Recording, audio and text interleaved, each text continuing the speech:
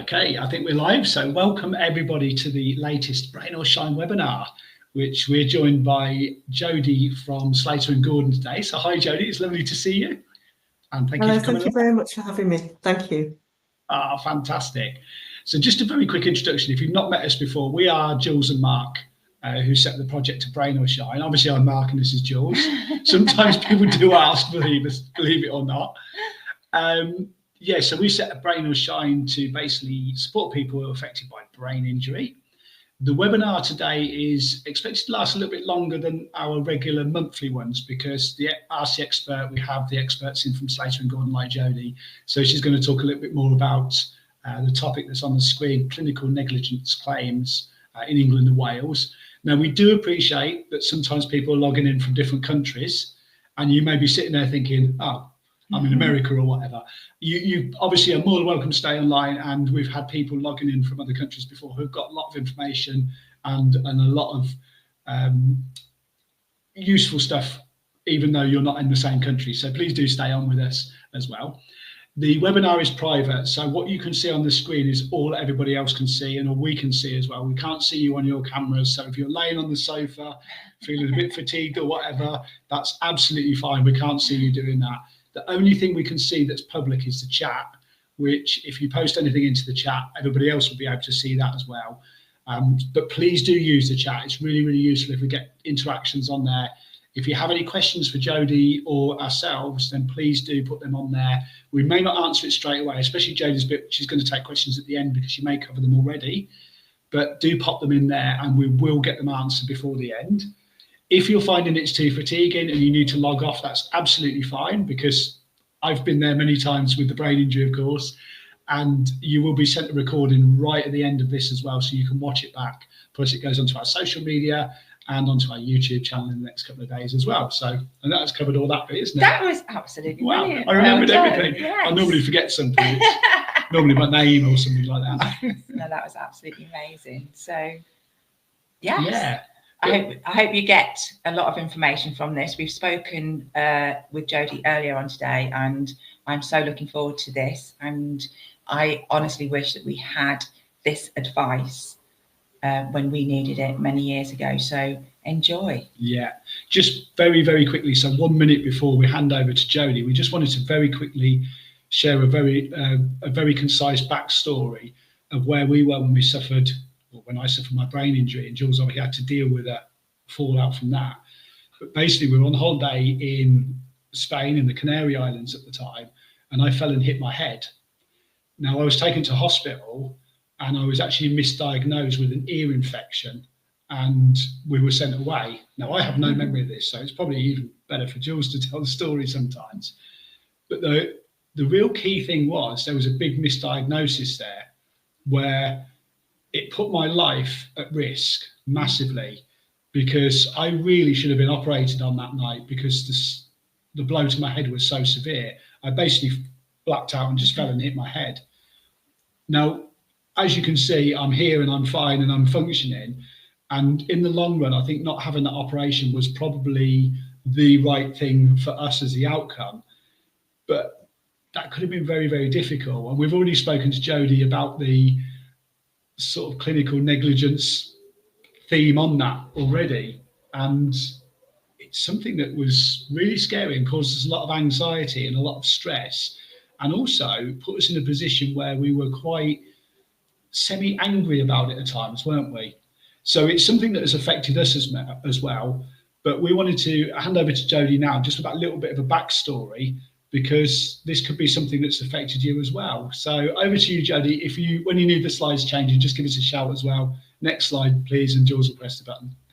Yeah, thank you very much. Thanks to you both. We did talk about that earlier today, and actually that really helped me to set the scene and understand a little bit about what you both went through. And I'm hoping today that what I'm going to do is talk through the process a little bit, and I'm going to talk through some of the concerns that we see regularly from our clients in situations like this. First slide, please, Mark. Okay, so we are Slater and Gordon lawyers. We are a national firm. We have a large clinical negligence team. We also deal with other areas of law, so we have other forms of personal injury, accidents at work, road traffic accidents. We deal with court of protection work, employment work, family law, education law. We do a whole range of other forms of law, but today's focus is clinical negligence. So I am a legal executive. I'm a senior associate at Slater and Gordon, and I'm in their office in Sheffield, and I head the Sheffield clinical negligence team. I want to talk a little bit about the overview for the process of bringing a medical negligence claim. I think it must be a really, really daunting process for anybody who's either in the middle of it or thinking about it. And I want to try, if I can, and dispel some of the myths that we hear regularly as clinical negligence lawyers. I've been doing this job for almost 20 years.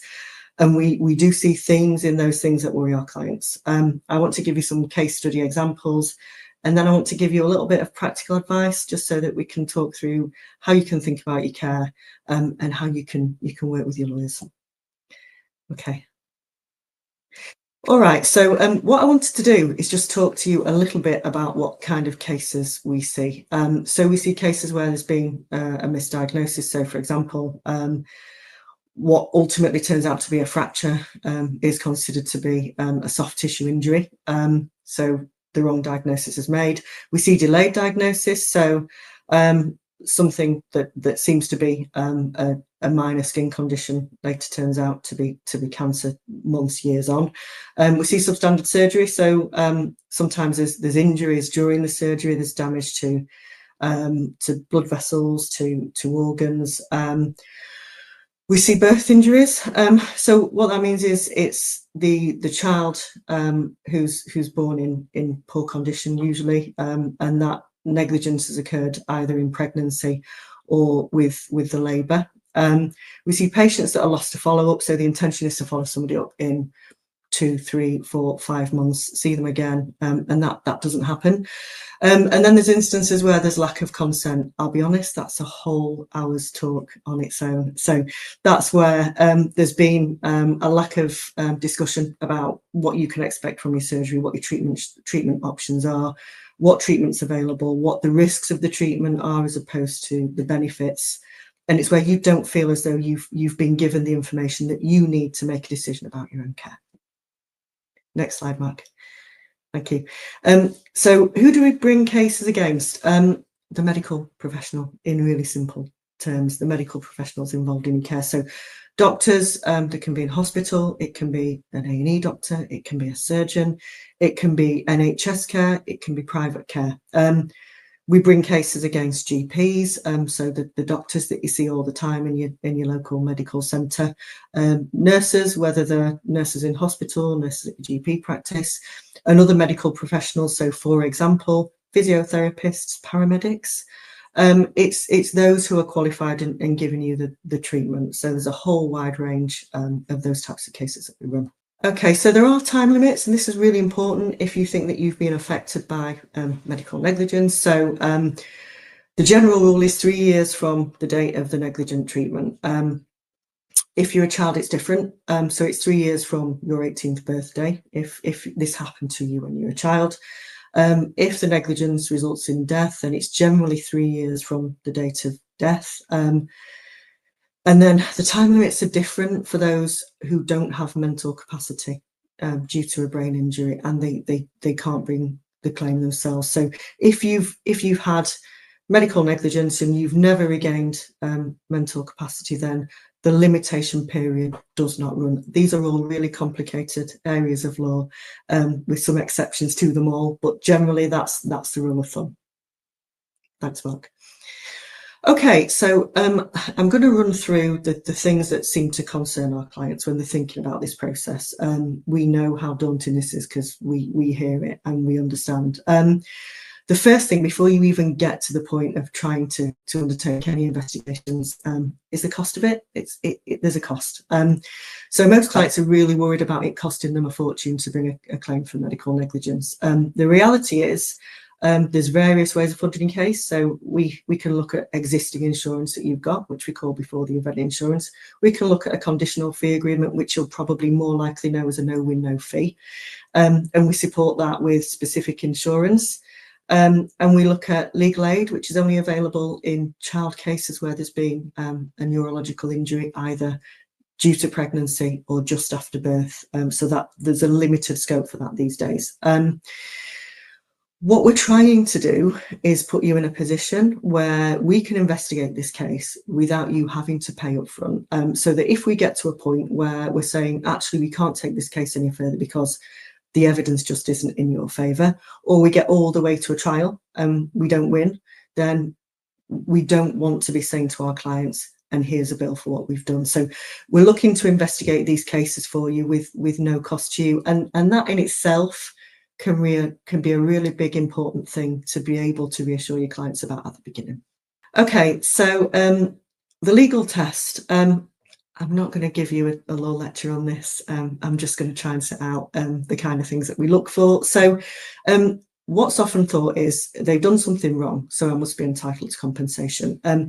Unfortunately, it's not quite as straightforward as that. So there's various strands to the legal test. So the first thing is we've got to show that a duty of care is owed. Okay, so if you've got a medical professional and patient relationship, then that's really easy to establish.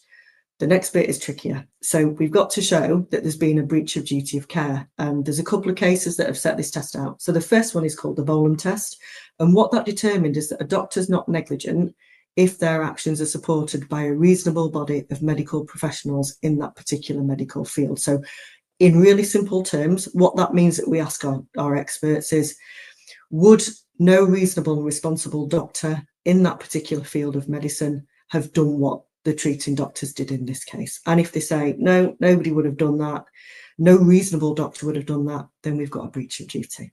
If they say, well, some might have done it, most wouldn't, but some might have done it and it would have been reasonable, then we don't meet that test. And it's a really, really high test to meet. The second qualifying point is the Bolitho test, which means that the expert's got to have a logical basis. It's got to be a point of view that stands up to logical analysis.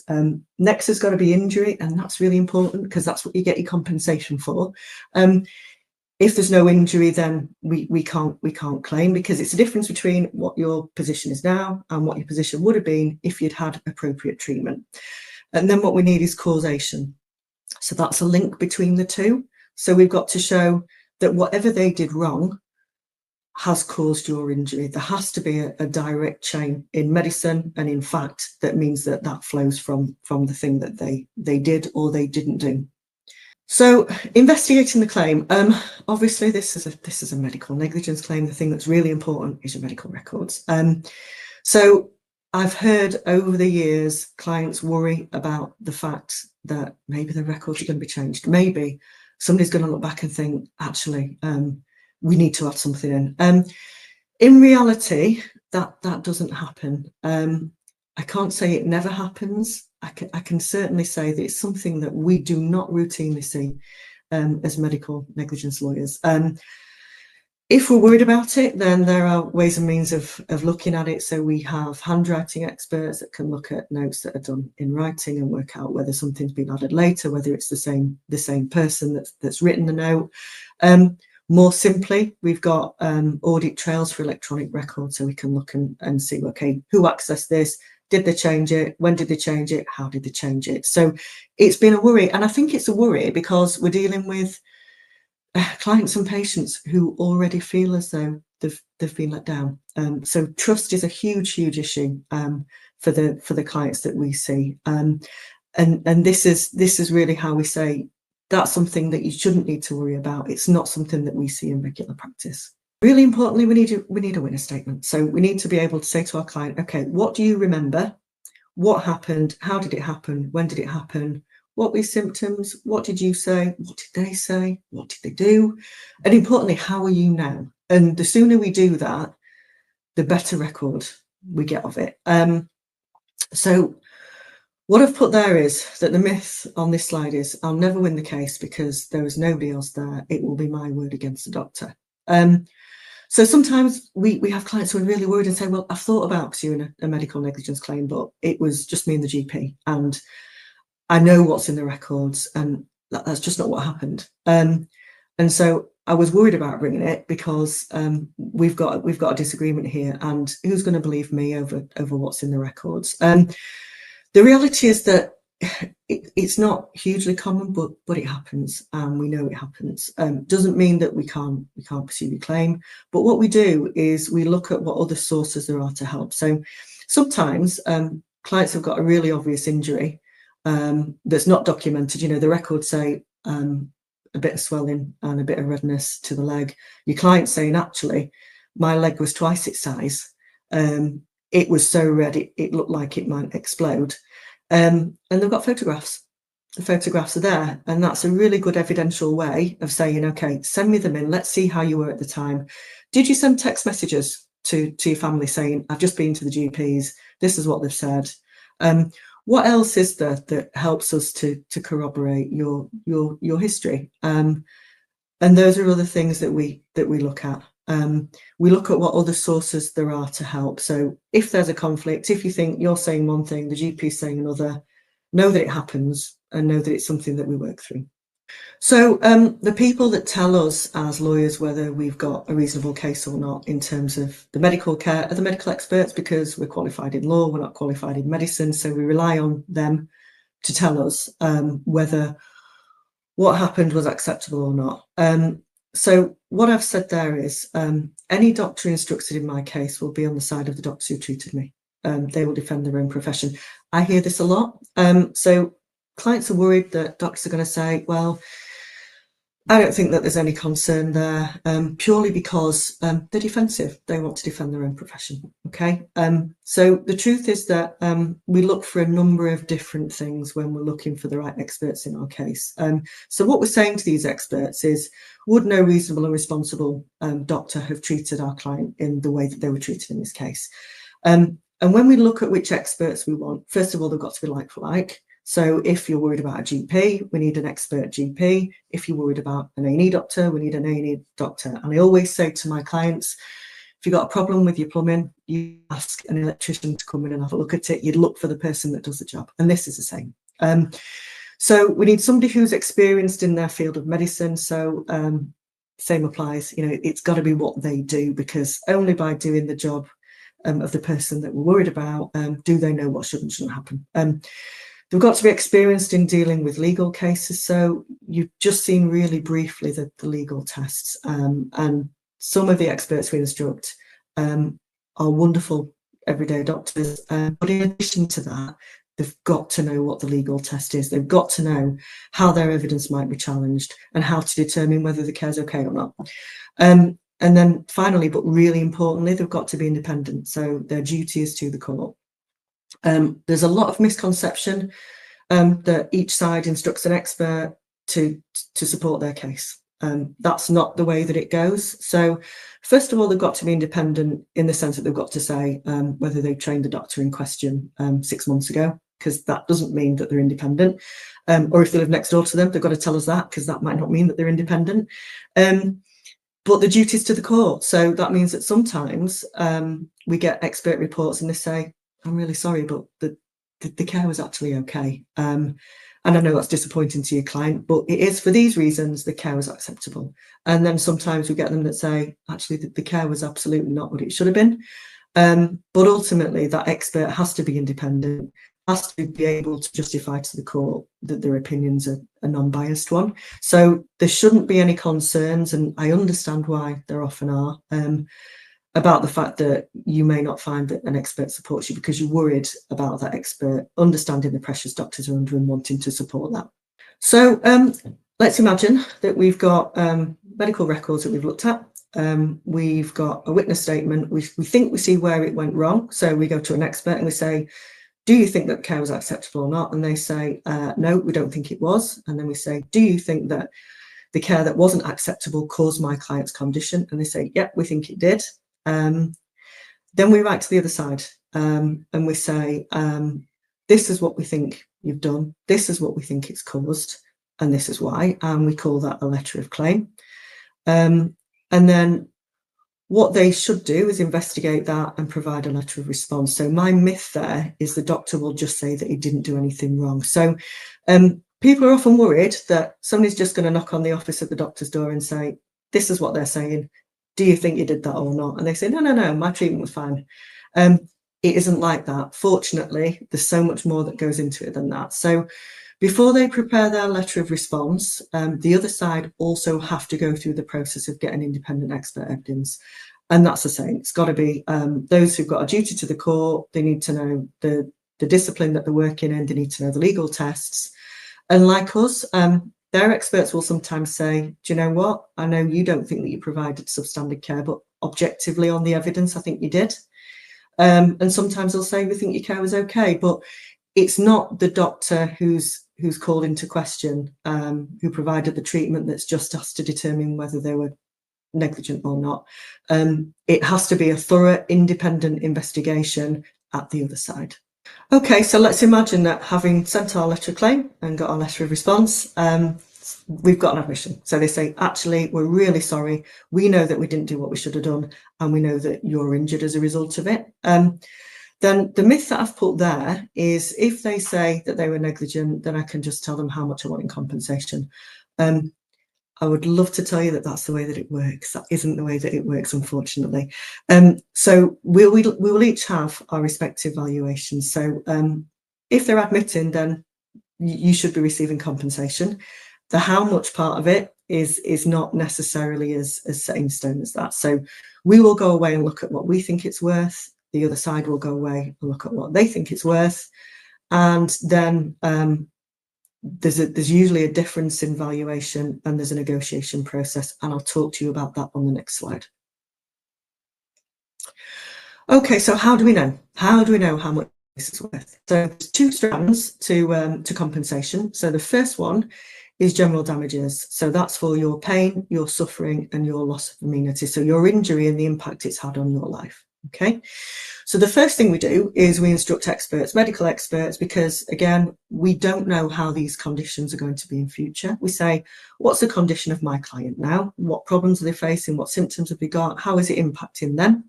And then we say, what about going forwards? If you've got a brain injury, is that going to manifest itself differently in future? Are you going to find that as you get older, your cognition changes? Is it going to affect the way that you're mobilising? Because not only do we need to know how you are now, to make sure that you're properly compensated, we've got to look way into the future and say, how is that going to change? What's my client going to look like as they age? Okay, so there's something called the Judicial College Guidelines, which, believe it or not, sets out a load of tariffs for what certain injuries are. So fractures, brain injuries, kidney injuries, it's all there, but it's a really wide bracket. So to try and narrow that down, we look at what past cases sell for, and there are law reports which talk about various types of injuries that last for various periods of time, with certain consequences, and we try to mirror as best we can what our client's going through, and that should aid us to look at what the injury itself might be worth. Okay, so special damages. So these are the things that we can quantify much more easy, because we're looking at what you've spent. So if for the past 12 months you've not worked and you normally work, you might have a loss of earnings claim. Have you been paying for things like wheelchairs, communication aids, care, gardeners? Because all of those things need to be taken into account. Future costs. Well, again, because we need our experts to tell us what the future might hold for you. We usually involve them, and they can say, well, this client is going to need care going forwards. And actually, as that client gets to the last 20 years of their life, that's going to change. This client's going to need this wheelchair for this period of time, but actually that's fine for indoors, but for outdoors, they might need something different. They're going to need different accommodation.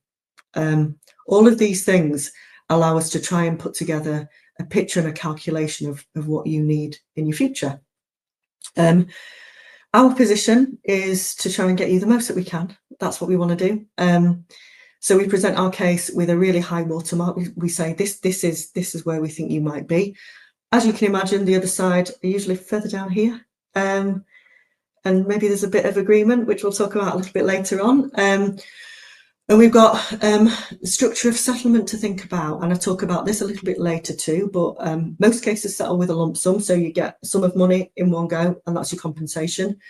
Sometimes we do things differently. So sometimes we have what we call a periodical payments order. So that's where, usually in addition to a lump sum, you get a payment every year for the rest of your life to take care of the needs that you're going to have to meet annually. And that's usually for things like care and case managers, to make sure that your therapy, your care and everything's being managed in the way that it should. And I'll talk a little bit about why they're important in terms of the periodical payments as we move on a little bit later. This is really, really common. And in fact, we talked about this earlier on today, Mark and Jules. Clients are really worried about the fact that you start a court process and before you know it, you're in a courtroom. I can't imagine, even as a medical negligence lawyer, how intimidating that must be. And when I talk about court proceedings to my clients, I always say, please don't think that that means you're going to end up in a courtroom, because that must be enough to really make our clients worry about the process that they've started. So if we can't settle this case without court proceedings, then we start the process. We don't end up in a courtroom the week after.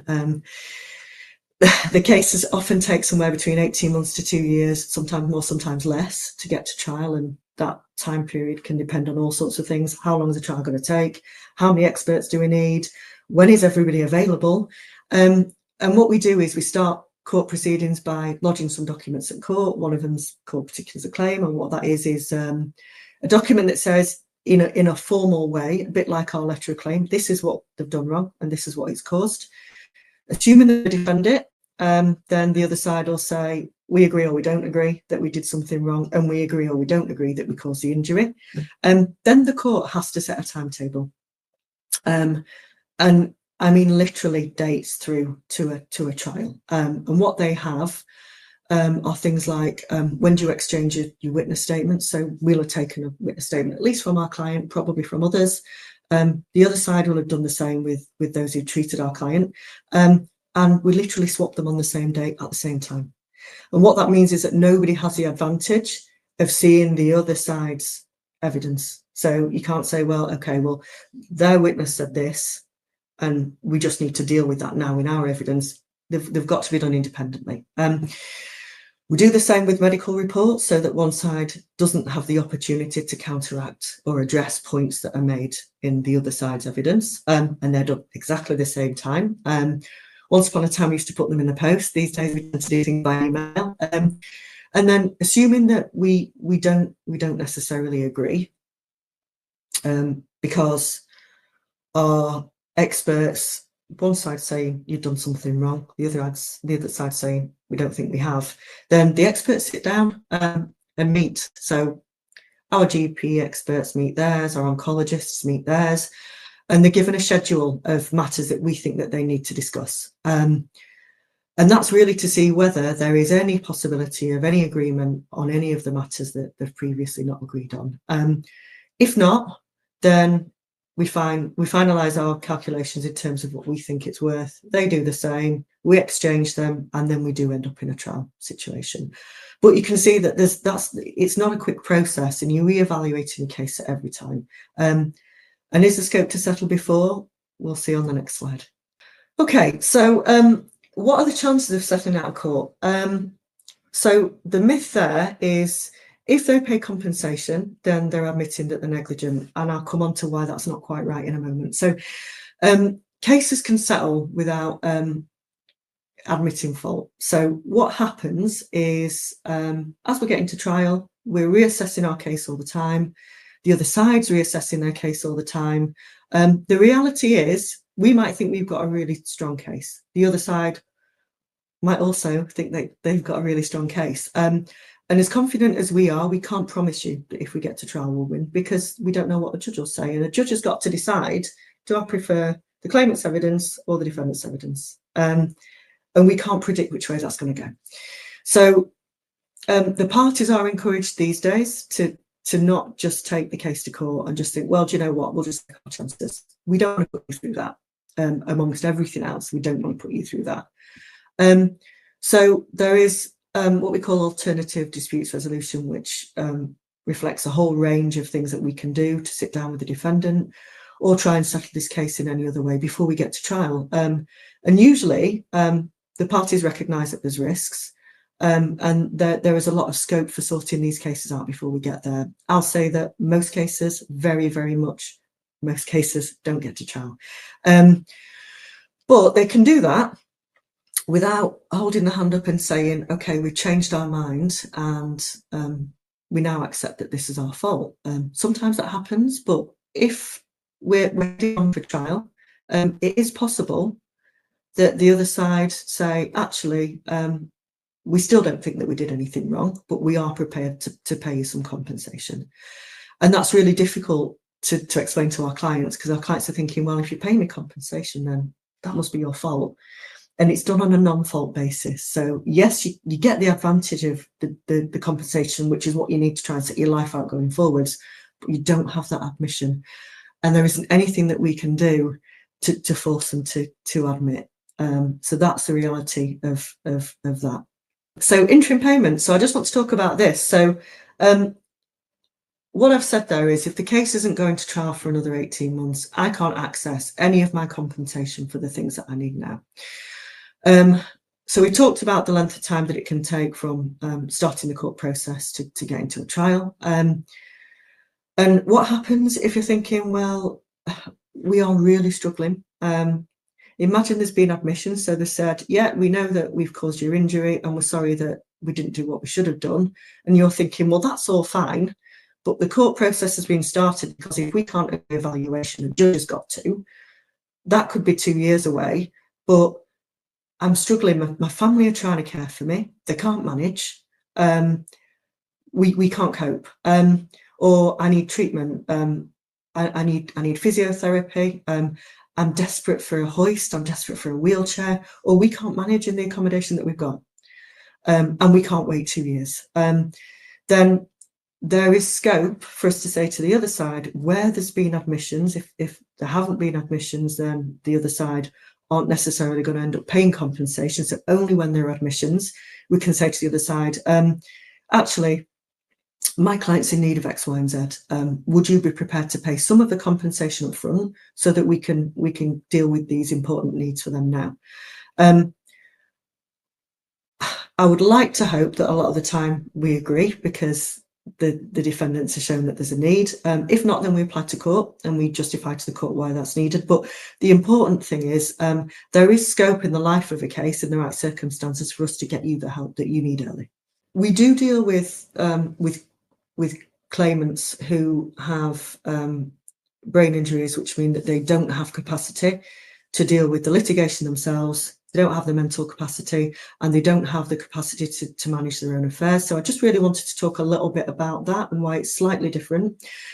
So as we said earlier, the limitation period doesn't run if the client's lost capacity at the time of the negligence and never regained it. Okay, and then you think, okay, well, if that client's lost capacity, then what happens? Usually, a relative, a loved one, will say, what's happened isn't right. We need to get some legal advice for you.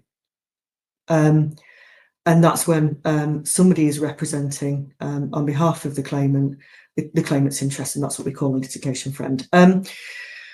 If we manage to secure a settlement, then in normal circumstances, we can say to the client, this is what we think we're going to get for you. Do you think that that's reasonable? This is why we think it's reasonable. Can you tell me whether you want me to accept it? Where you've got a client who can't make those decisions for themselves, a court approves it. So that's what I think as a second line of protection. So you're saying to a judge, this is the evidence, this is why we think that this is a reasonable sum for my client. Can you look at it and can you tell me whether you agree or not? And that's what happens. By and large, they're agreed. If the judge doesn't think it's right, the judge will say so.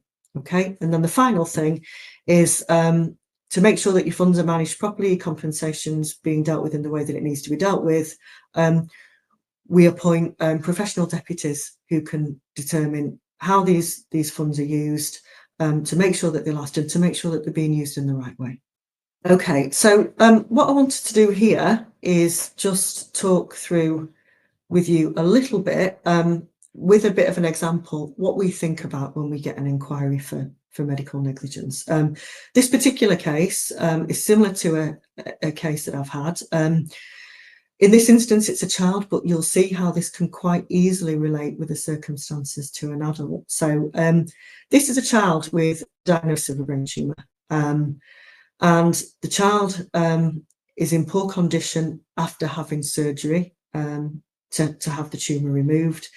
And this child now has significant needs. So the concerns of the family are, did something happen during that surgery? Because we understand that our child wasn't well beforehand, but afterwards, our child is significantly worse. So the first thing we do is we get the medical records and we talk to the family. We say, okay, what do you remember about what happened? What was the difference before the surgery? What was the position after the surgery? How's that child changed? What do you understand about the condition and what are the needs now? And then we look at the records. The family also started to wonder whether this was a brain tumour that was so long-standing that it should have been picked up in pregnancy. But the primary concern is surgery. What happened in surgery? Did something go wrong? So to address concerns about pregnancy, we need to think about that. We need to think about whether actually there's just a delay in diagnosis after the child's been born. Has there been a period of time where it ought to be obvious to those who are medically qualified that something was wrong? Did something happen in surgery? Is the family concerned? And I just wanted to try and set the scene about what kind of experts we need. So just to get over the point of, did somebody do something wrong and did it cause an injury? In that case, we might need a sonographer to look at what was going on with the ultrasounds in pregnancy. If the child's been to a GP, or if it's an adult's been to a GP with complaints, we need a GP to look at what the GP was doing. Were they doing enough? Were there signs and symptoms that they should have picked up? A health visitor in the case of a child, were they coming out? Should they have spotted things that didn't seem to fit with an ordinary pattern? In terms of the surgeon, did the surgeon do the surgery properly? Did something go wrong? What happened in the surgery? Has that caused an additional injury here? Is that why there's a worse outcome afterwards compared to what there was before surgery? And then if you imagine that we're then looking at whether earlier diagnosis in whatever capacity would have made a difference, we've got to think about how this tumour is changing. How is it growing? Is it easier to remove at an earlier stage? Is it easier to remove when it's smaller? So we need to think about a neuroradiologist who's a doctor who will look at the head scans and look at what happened before, what happened after, what's it doing in terms of its growth, an oncologist who deals with brain tumours to say, okay, what's the rate of growth for this type of tumour? So that we can try and we literally back calculate what might this tumour have been at this particular point in time if we're saying, actually, there's a big neon sign here that this client needed help, there was a problem, there should have been a referral at that time. And to try and have a steer on how that's affected the person. If it's a child, we're looking at a paediatric neurologist. If it's an adult, we're looking at a neurologist. So then we start to build a picture at that point about what's been incurred, what's been lost already in terms of financials. So has there been a need for equipment? If this is a devastating brain injury, then there might be hoists, there might be wheelchairs, there might be various sorts of things to aid mobility. There might be need for therapy, there might be need for physiotherapy, for mobility problems. There might be speech and language therapy, speech problems, swallowing problems, and there might be a need for care. So we look at all of that so that we can start and build together what the family have paid for and what we think ought to be included as part of this claim. We think about the condition now, and what I've done here is a really light touch, because as we know, brain injuries can be so wide-ranging, about what we're thinking might be affected and what we might need in terms of expert help. So mobility difficulties, there might be a need for orthopaedic doctors who will deal with bones and the skeleton and everything else. There There might be a need for an expert in aids and equipment. What do they need now? Have they got what they need? Are they lacking equipment? Accommodation, is the mobility problem impacting accommodation, access to accommodation, getting their way around? Is it going to impact care? Do we need an ophthalmologist? Is that going to impact if there's a visual impairment on what they need for aids and equipment? Do we need specialist equipment because there's a visual impairment?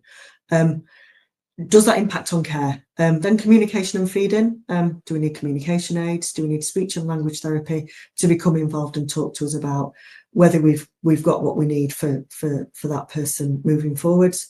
It's probably going to impact on aids and equipment. It's probably going to impact on care. Then what about looking down the future? If you don't have epilepsy at that stage, is with a brain injury that a risk for you in later life? If so, do we need neurologists? Is it going to impact on care? Are there continence problems? Is that something that we need to think about? Surgeons, is that going to impact on the amount of care? I imagine it is if you've got somebody who needs support with continence. So what other things do we think about when we're thinking about quantum? So when we say quantum, we're talking about the money, the value of the case. So what about earnings? If they're a child, are they going to be able to work in later life? How much care do we need? Do we need overnight care?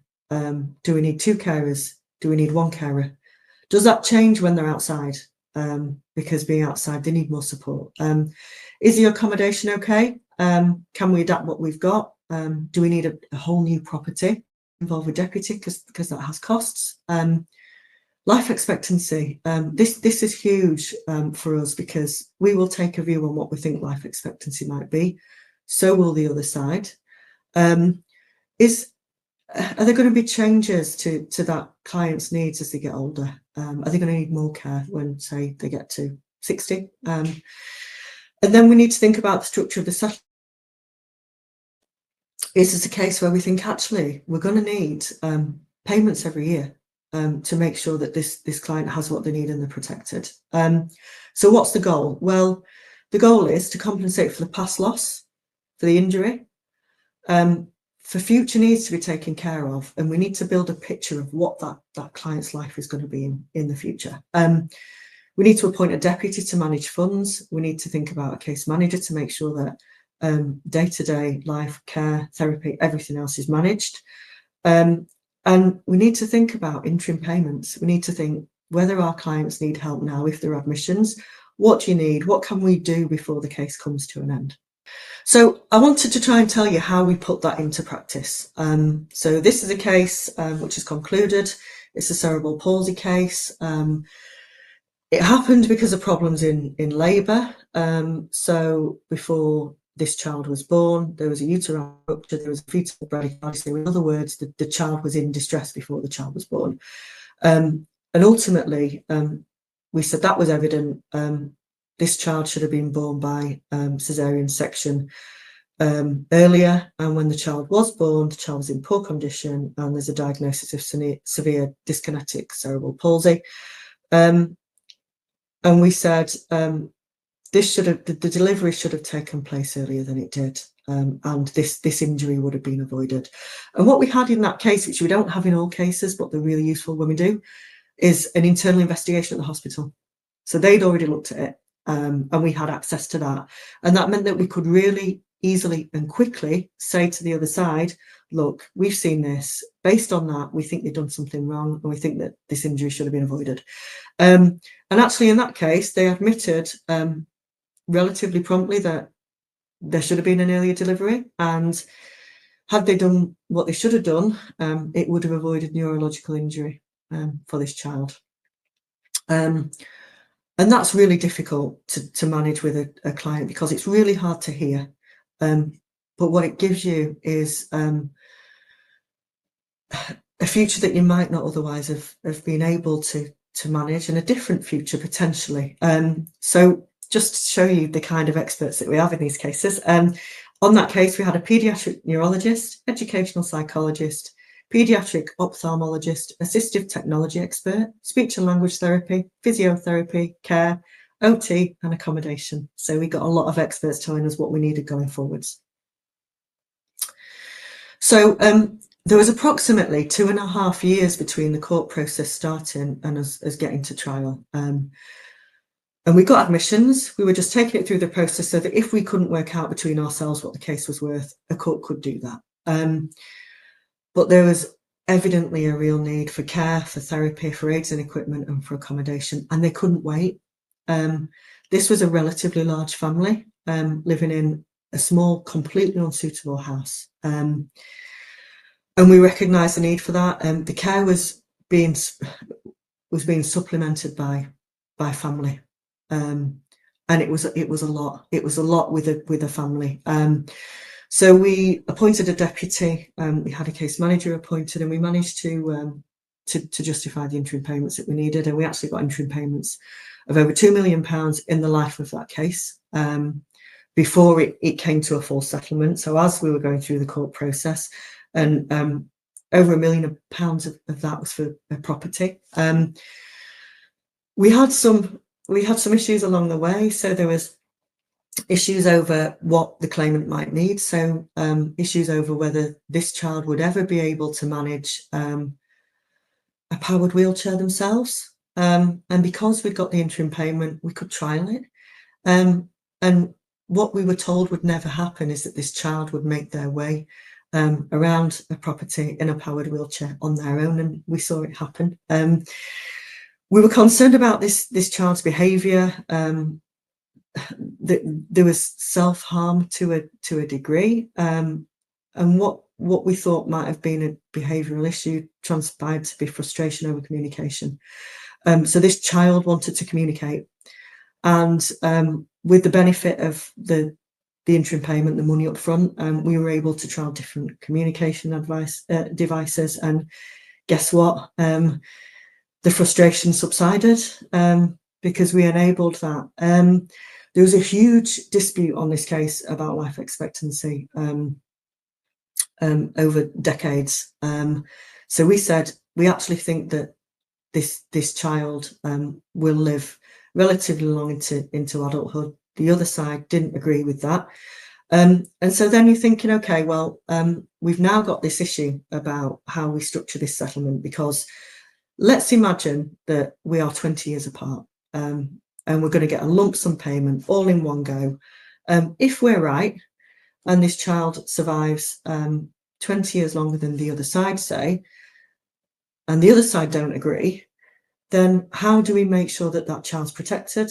So this is where periodical payments are really important, because for every year that person is with us, they have that payment to manage the things that they need to fund annually.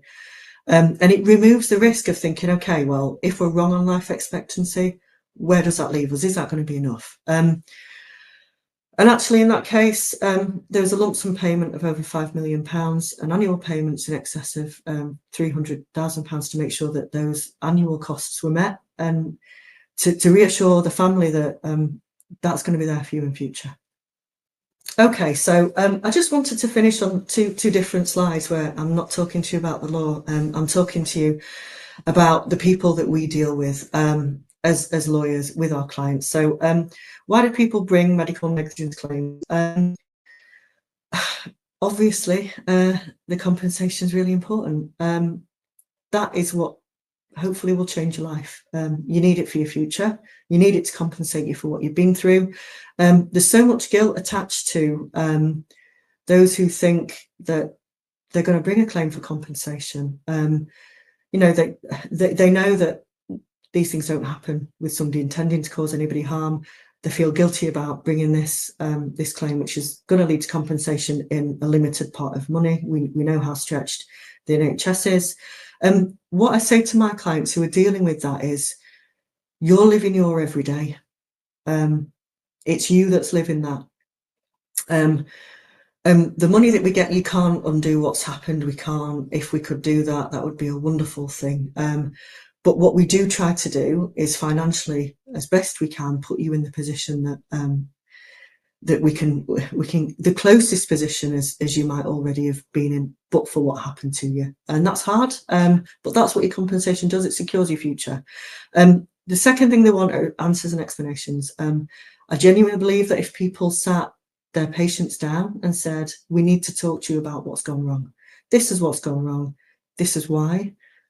This is what we're going to do about it to try and make sure that it doesn't happen in future. So that leads into the next bullet point, which is accountability.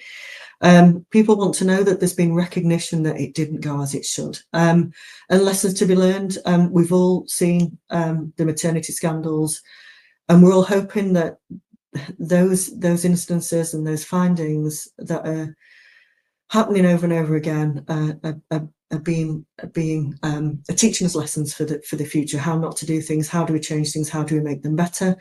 And I can tell you that almost all of my clients, that the latter three of those are really important. And I spoke to a client earlier this week who said, do you know, if they'd have sat me down and talked me through it, I would have understood. The fact is, I don't understand. I don't know why I am where I am. And if I had been, maybe that explanation might have gone a long way. And then the final slide is what do you do if you're worried about your treatment? I don't go through what my clients go through. I see this from the other side. And I know it's really, really difficult to question your doctors, to feel like you want to say, well, I know what you're saying, but I just need to ask you about this, that, and the other. And I suspect historically we've not been very good at that. But I think if you're worried about it, if you can't understand what's happening, why it's happening, if your doctor's not explaining to you what's going on, talk to your doctor.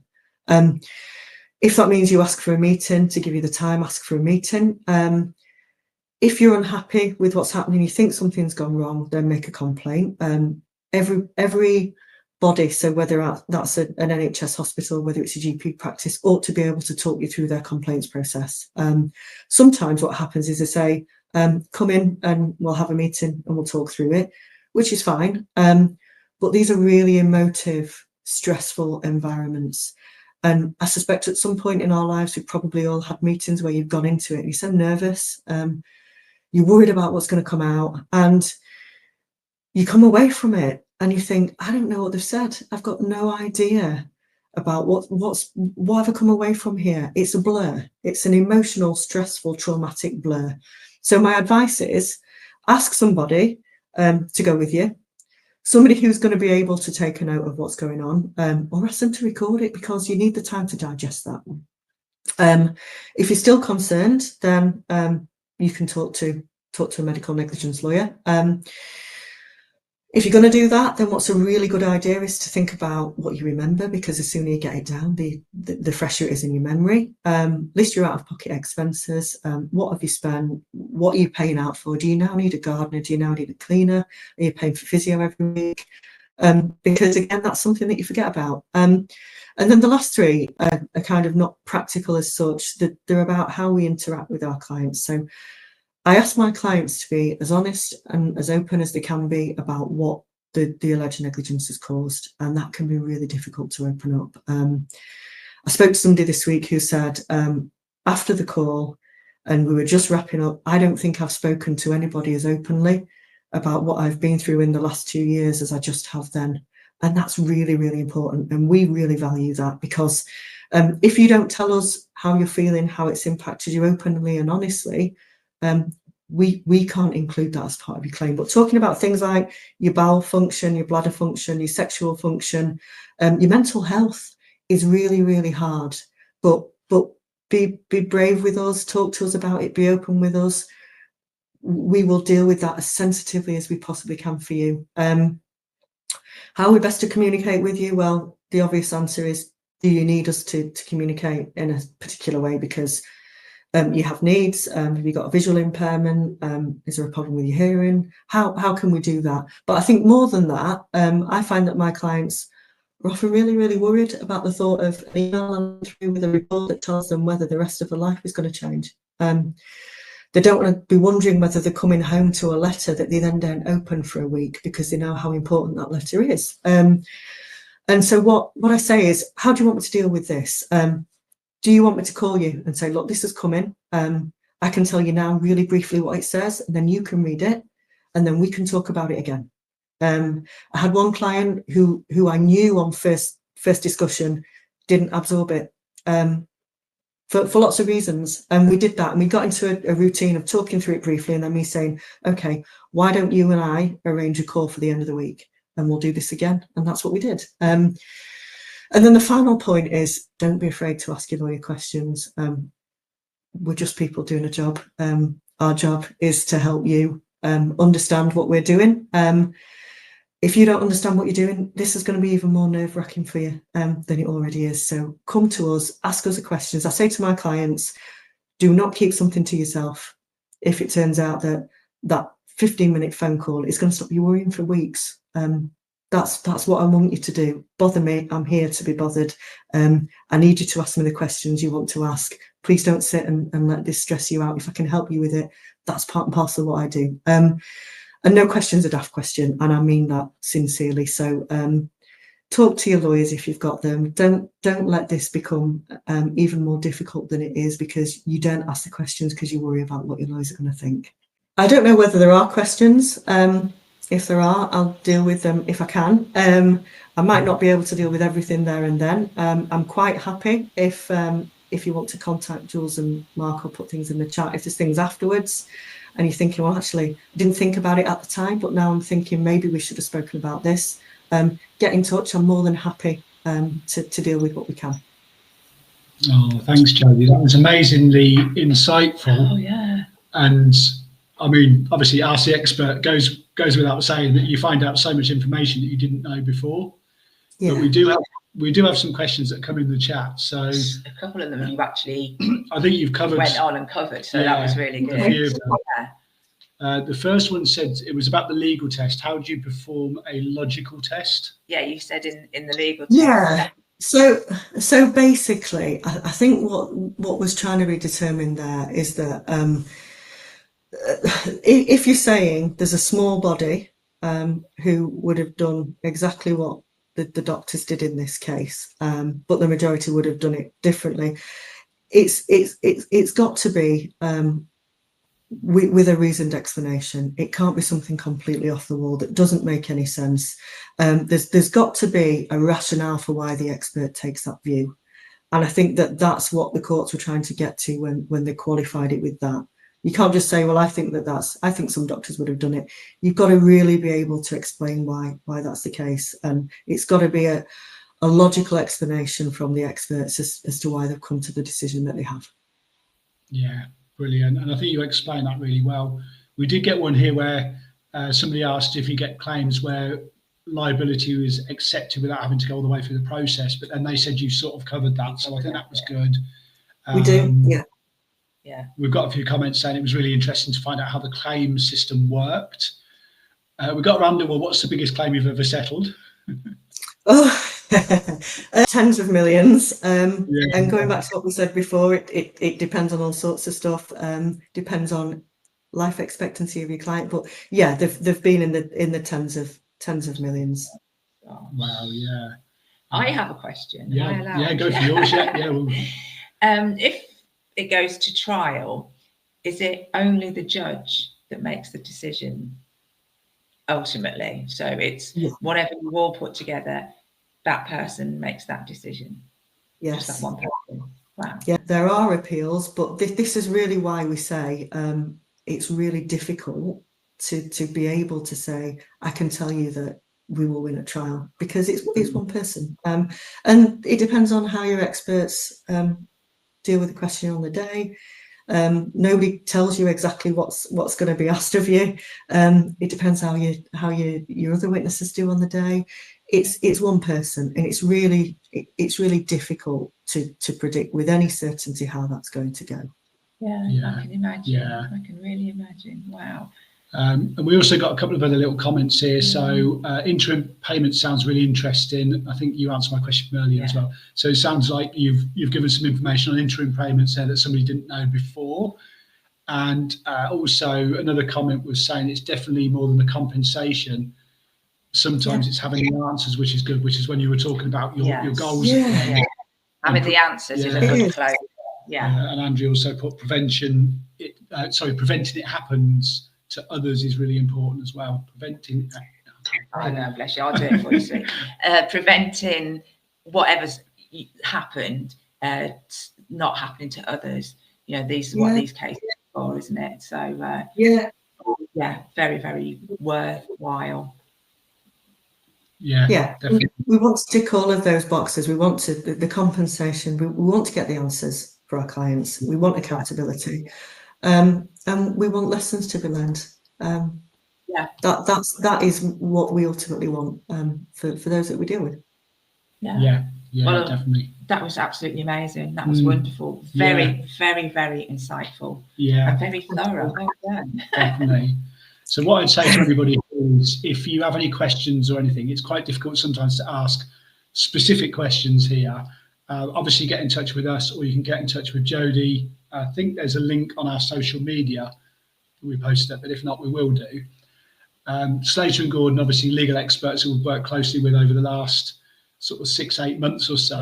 And we talked as well earlier, Jodie, didn't we, about busting the myth that lawyers, you have to go through a really complicated process here, but we busted the myth that lawyers actually do work as human beings, don't they? And sometimes we watch TV, about the TV side of things. We build up this idea that you go to a lawyer, next thing is you're standing in court and the lawyers are just full on, don't sleep, don't eat, live in a really posh apartment looking over the city. We get that impression. No, that's a myth we need to dispel, I think. But from our own experience, we haven't come to you guys for legal advice, but every single communication we've had with Slater and Gordon has been really, really personable.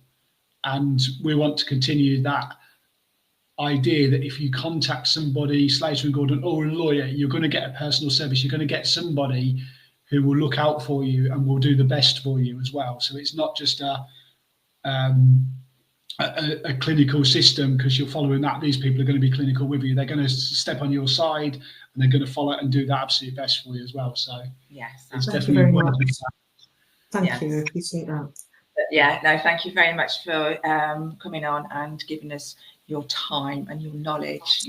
Really, really useful. Thank you very much. Brilliant. And that's it. To anybody else who's joining it, to anybody who's joining us as well today, thank you for joining. We do appreciate it. It's a long time to concentrate. You can watch it back. Yes. As I say, you'll get an email link to you if you're watching this back on demand or replay or whatever it's called. Then do get in touch with us if you need any more information.